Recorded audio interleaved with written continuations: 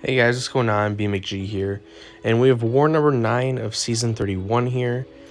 We're going up against one. I don't know much about these guys, but yeah, I have 3 fights this war. We're going up path 3 in section 1, taking the shared fight, shared 1-2-3 fight.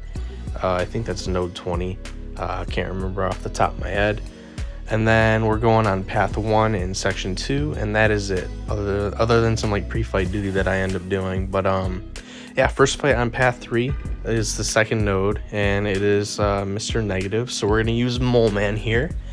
I think I said this before in a different video, but I'm gonna say it again.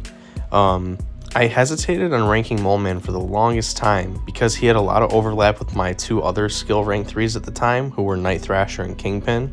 Night Thrasher has true accuracy, and Kingpin has the shrug. But there are a lot of situations where having both is nice, and having a shrug mechanic without having debuffs on you is also very nice, like Void. So Mole Man's fit into my roster very well, and I'm actually super glad to have him at rank 3. And he's grown on me a lot this season. I normally haven't used him much. Like, this is the first season I've ever used Mole Man in Alliance War. He wasn't ranked 3 before last season, or he wasn't ranked 3 during last season. So this is the first war season I've had a chance to actually use Mole Man. So super excited to use him a lot. Like Karate Mike's my officer, and then I think Sire is how you pronounce the first like 5 letters of his name. He's the other officer. He's an awesome dude. But they assign me Mole Man a lot, and I have fun using him. So yeah, this fight here against Mr. Negative, though, super straightforward. After the special 3, I am going to be my controls are going to be reversed because special 3 activates Frenzy, and can't shrug off debuffs while in Frenzy, which means when I knock him down, he'll place the Delirium on me. So I'm just going to hold block here and then do a little attack. I didn't want to go too crazy while the Delirium was active, just in case. But yeah, this fight super straightforward, super easy, and yeah, really liking Mole Man a lot. It's tons of fun. I really like the animations as well on Mole Man. But next up, we have this Yellow Jacket fight. So I moved up. I wanted to ask some questions really quick about this fight. And then I went back in, and yeah, we're using Mole Man here. So my strategy here might have been flawed. It might not have been flawed. There are some reasons why it didn't work. So you guys are going to see I use my Power Start 1, and I'm also running that 200% skill power back boost. So you guys are going to see my plan is to play into strike counter just a little bit, and I'm going to let him get a couple Furies. Like right there, he got 1. I could have played a little bit better and made sure he didn't get 1, but my plan here was to try to manage both strike counter and the altitude charges without